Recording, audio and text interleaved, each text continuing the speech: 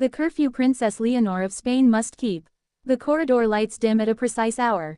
Not symbolically, operationally. Doors soften their sound, footsteps thin, schedules close themselves. For Princess Leonor of Spain, time is not personal property. It is managed, accounted for, protected from improvisation. The curfew is not announced publicly. It does not need to be. Its power lies in consistency, not visibility. In monarchies, freedom is timed, not taken. From the outside, the rule feels almost parental.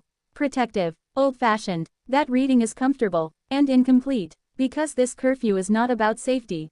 It is about rhythm. Institutions survive by controlling tempo. They decide when events begin, when they end, when silence is required. A future head of state cannot move unpredictably through time.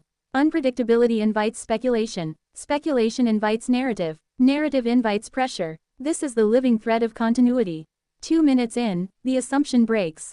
Most people imagine the curfew exists because she is young. Because youth requires boundaries. The truth is colder. The curfew exists because the crown cannot afford unscheduled presence. Not at night, not in private spaces, not where context dissolves and interpretation multiplies. Every late hour carries risk. Not physical risk, symbolic risk. Who was present? Who witnessed? Who recorded? Who will remember differently tomorrow? Time, after all, is where reputations unravel. By 5 minutes, the phrase returns, heavier now. Because once time slips, authority follows. History is unkind to institutions that appear casual with their future. Monarchies learned early that discipline must be visible long before power is exercised. The curfew teaches restraint without explanation. It removes choice before choice becomes tempting. National identity is woven into these rituals. Not through spectacle, through repetition. At 8 minutes, a quieter tension emerges. What is never discussed is how absence at certain hours shapes perception. While others gather informally, build bonds late into the night, exchange candor softened by fatigue, she is gone. Not excluded, removed. The institution does not want her present when masks fall. Because a monarchy trades access for permanence. At 10 minutes, pressure begins to mount beyond Spain. In the United States, predictability is read as institutional maturity. In the United Kingdom, the discipline feels familiar, almost hereditary. In Canada and Australia, the curfew signals that the crown still understands restraint in a modern age. In Germany, it reflects constitutional sobriety learned the hard way. No one comments on it.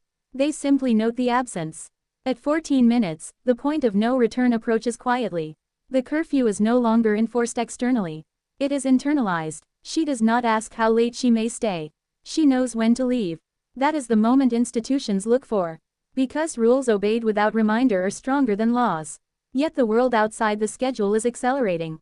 Modern leadership rewards availability, visibility, late-night responsiveness. The monarchy resists this, not out of stubbornness, out of design. At 19 minutes, the future strain becomes visible. A public accustomed to constant access may grow impatient with limits, may mistake restraint for distance, silence for irrelevance. But the crown does not compete in immediacy. It competes in endurance. The curfew remains, not as punishment, as preparation. The final image returns to the corridor.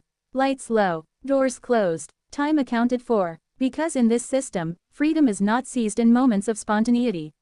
It is earned through decades of restraint. Continuity is not abstract here, it is embodied in controlled presence and deliberate absence. The hour passes, the institution remains, and the future waits, on schedule.